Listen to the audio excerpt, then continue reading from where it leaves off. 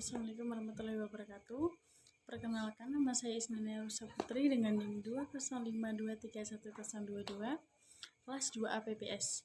Di sini saya akan menceritakan sedikit tentang perjanjian Giyanti, yaitu pada tanggal 13 Februari 1155, wilayah kekuasaan dinasti Mataram yang semula dimiliki Kesultanan Surakarta harus diberikan setengahnya kepada Pangeran Mangkubumi dan lahirlah Sultan Yogyakarta.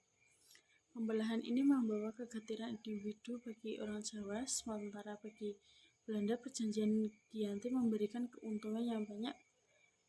Kekuasaan Belanda pun semakin kuat dan mencengkram tanah Jawa. Setelah perjanjian itu ditandatangani, Jawa berada di bawah pengaruh VOC. Sesuatu yang berlangsung hampir selama 2 abad kemudian berebut kekuasaan Mataram. Kisah perpecahan Jawa bermula dari pertikaian antara anggota keluarga Istana Kesultanan Surakarta. Pewaris kekuasaan Wangsa Mataram ada 3 yang terlibat dalam perang saudara, yaitu Susuhunan Pakubuwono II, Pangeran Mangkubumi, dan Raden Mas Said atau Pangeran Sambernyawa. Pakubuwono II, raja pendiri Kesultanan Surakarta, dan Pangeran Mangkubumi adalah kakak beradik yang sama-sama putra dari Amangkurat IV, penguasa Mataram periode 1719 sampai 1726. Adapun Raden Mas Said merupakan salah satu cucu Amangkurat IV atau keponakan Pakubuwono II dan Pangeran Mangkubumi. Raden Said mengklaim bahwa ia berhak atas tahta Mataram yang diduduki pamannya Pakubuwono II. Ini lantaran ayah Raden Mas Said, Pangeran Arya Mangkunagara, adalah putra sulung Amangkurat IV. Arya Mangkunagara seharusnya menjadi Raja Mataram sebagai penerus Amangkurat IV, namun ia diasingkan ke Sri Lanka hingga meninggal dunia. VOC lantas menaikkan putra Amangkurat IV lainnya, yakni Pangeran Prabu Suyasa, sebagai penguasa Mataram selanjutnya. Prabu Suyasa inilah yang kemudian bergelar Pakubuwono II pada tahun 1745 sampai 1749 dan memindahkan istana dari Kartasura ke Surakarta. Maka berdirilah Kesultanan Surakarta sebagai bentuk paling baru kerajaan turunan Mataram. Atas dasar inilah Raden Mas Said mengorbankan perlawanan terhadap VOC untuk menuntaskan pernyataannya.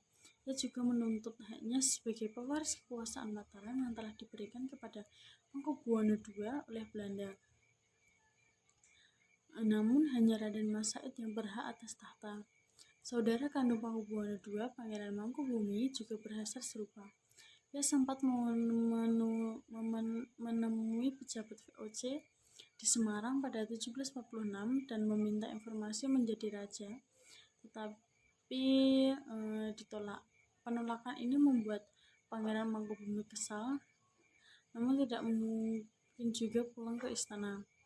Maka ia memutuskan bergabung dengan Raden Mas Said untuk bersama-sama melawan Pakubuwono II dan VOC. Sebagai bukti komitmen bahwa perekat bersatunya dua kekuatan ini, yaitu Pangeran Mangkubumi menikahkan putrinya Raden Ayu Intan dengan Raden Mas Said, kemudian menyingkirkan ke tengah hutan yang berada di sebelah barat Surakarta.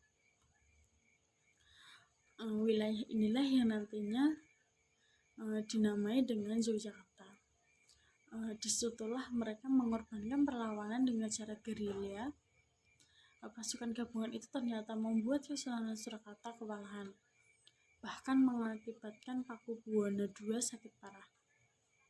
Kabar ini dimanfaatkan oleh Mangkubumi. Pada 11 Desember 1749, Pangeran Mangkubumi ditetapkan sebagai Raja Mataram oleh para pengikutnya.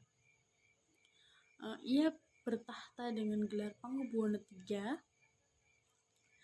Politik arah VOC hingga Pakubuwono II meninggal dunia pada 20 Desember 1749. Sebelum ajalnya tiba, Pakubuwono II akhirnya memerintahkan kepada VOC dalam pengangkatan raja baru penggantinya nanti VOC tidak mengakui Pangeran Mangkubumi yang telah mengklaim dirinya sebagai penguasa Mataram, orang yang dinaikkan sebagai raja baru dan berhak menyandang gelar Pangkubuwono III adalah putra mendiang Pangkubuwono II, yakni Raden Mas Suharjadi.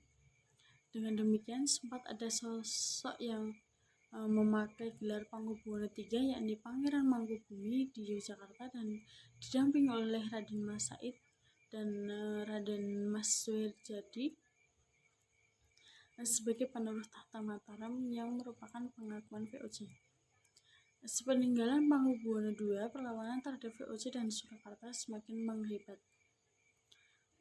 Pangeran Mangkubumi memimpin pasukan dari sebelah timur Surakarta, sementara angkatan perang pimpinan Raden Mas Said menyerang dari utara. Dari arah barat merangsek pula pasukan khusus yang dipimpin oleh panglima perang kepercayaan Pangeran Mangkubumi, yakni Pangeran Hadiwijaya. Ibu kota Mataram atau Surakarta telah dikepung dari 3 penjuru dan kian mendesak. Kondisi ini membuat Raden Mas Suharjadi yang belum lama naik tahta sebagai Pangkubuwono III bingung dan panik. Saat itu sang raja masih sangat muda, yaitu baru berusia 17 tahun. VOC dengan jeli memanfaatkan situasi tersebut dan diterapkanlah siasat andalannya, yaitu divide and conquer atau politik pecah belah.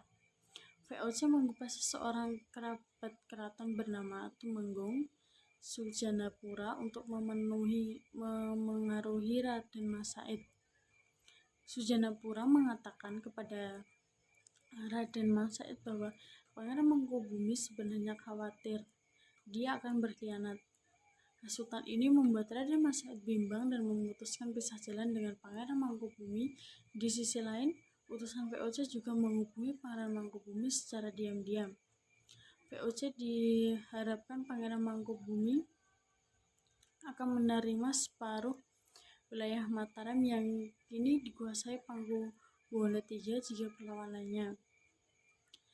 Pertemuan pembuka dilangsungkan pada 22 September 1754. Penggerakan Mangkubumi semula menaruh curiga terhadap delegasi VOC yang diwakili oleh Nicholas Harting, akhirnya bersedia berembuk. Salah satu bahasa paling alat adalah menyerahkan Harting kepada Pangeran Mangkubumi untuk tidak memakai gelar susuhunan atau sunan saat menjadi raja nanti.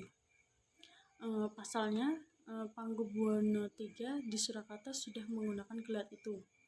Mangkubumi menolak permintaan tersebut, kendati kemudian ia merelakan gelar susuhunan dan kelak memakai gelar sultan. Akhirnya mereka bersepakat bahwa perundingan berikut akan membahas untuk poin-poin utama yang termasuk pembagian wilayah kekuasaan Mataram dan beberapa kesepakatan lain, yaitu lahirnya Kesultanan Yogyakarta. Pada tanggal 13 Februari 1755, bertepat di desa Giyanti, dekat Salatiga, pihak VOC dan kubu Pangeran Mangkubumi kembali bertemu. Atmakusumah dalam Tahta untuk Rakyat menyebut bahwa perjanjian Giyanti merupakan kesepakatan yang membelah negeri atau membagi Mataram menjadi 2. VOC yang terutama berperan sebagai mediator justru menjadi pihak yang paling diuntungkan dengan adanya perjanjian tersebut. Surakarta dan Pangkubuwono III sudah berada di bawah kendali. Kemudian menyusul bergerak Pangeran Mangkubumi yang sebelumnya sangat merepotkan. Musuh yang tersisa bagi VOC tinggal Raden Mas Said yang terus melawan setelah pecah kongsi dengan Pangeran Mangkubumi. Mas Said merasa keputusannya tepat setelah menemukan bahwa mertuanya justru berdamai dengan VOC demi kekuasaan. Kendati hal serupa juga menjadi pilihannya kelak. Kesultanan Yogyakarta, suatu tinjauan tentang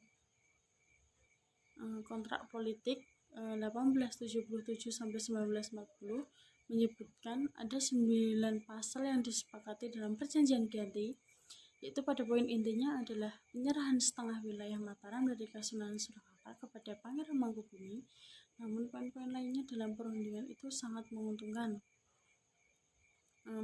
bagi VOC. Poin-poin itu diantaranya adalah bahwa setelah menjadi sultan, Pangeran Mangkubumi tidak mengangkat dan memecat para bupati dan bupati dalam tanpa persetujuan dari VOC. Sementara para bupati dan bupati dalam sebelumnya baru bersumpah di hadapan pejabat VOC sebelum melaksanakan tugas.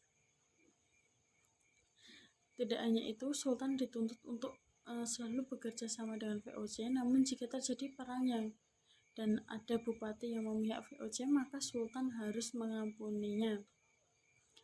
Sultan juga wajib memberikan bantuan jika sewaktu-waktu Pakubuwono III dari Surakarta memintanya. Perjanjian Giyanti juga menyebutkan bahwa Sultan tidak berhak meminta Madura dan daerah-daerah pesisir yang telah dikuasai VOC sebagai petunjuk.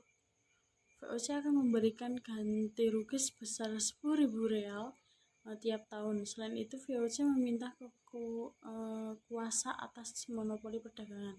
Ini Sultan hanya menjual bahan pangan kepada VOC dengan harga yang kemudian disepakati. Terakhir, Sultan harus berkuasa akan menaati seluruh perjanjian yang pernah diadakan antara penguasa Mataram terdahulu dengan VOC. Setelah perjanjian Giyanti ditandatangani, Pangeran Mangkubumi pun mendapat setengah wilayah Mataram yang kemudian memiliki kerajaan baru yakni bernama Kesultanan Ngayogyakarta Hadiningrat. Pangeran Mangkubumi lalu mendeklarasikan sebagai raja dengan gelar Sri Sultan Hamengkubuwono I. Dengan begini maka riwayat kerajaan Mataram Islam telah berakhir, baik secara de facto maupun de jure. Mimpi menyatukan tanah Jawa di bawah satu pemerintahan besar dan adidaya layaknya Majapahit di masa silam telah musnah hanya gara-gara nafsu tunduk. Ditambah peran VOC yang jeli memanfaatkan situasi. Setelah Mataram kembali pecah, Raden Mas Said akhirnya memperoleh jatah untuk mendirikan Kadipaten Mangkunagara di Surakarta. Selanjutnya, Kesultanan Yogyakarta juga harus merelakan sebagian wilayah kepada Pangeran Natakusuma, salah satu putra Hamengkubuwono I atau adik dari Hamengkubuwono II, yang melahirkan satu kerajaan lagi yang bernama Kadipaten Pakualaman. Nah, itu tadi cerita singkat mengenai Perjanjian Giyanti dan pembelahan wilayah Jawa. Apabila ada salah kata, saya mohon maaf yang sebesar-besarnya. Wabillahi taufiq wal hidayah. Wassalamualaikum warahmatullahi wabarakatuh.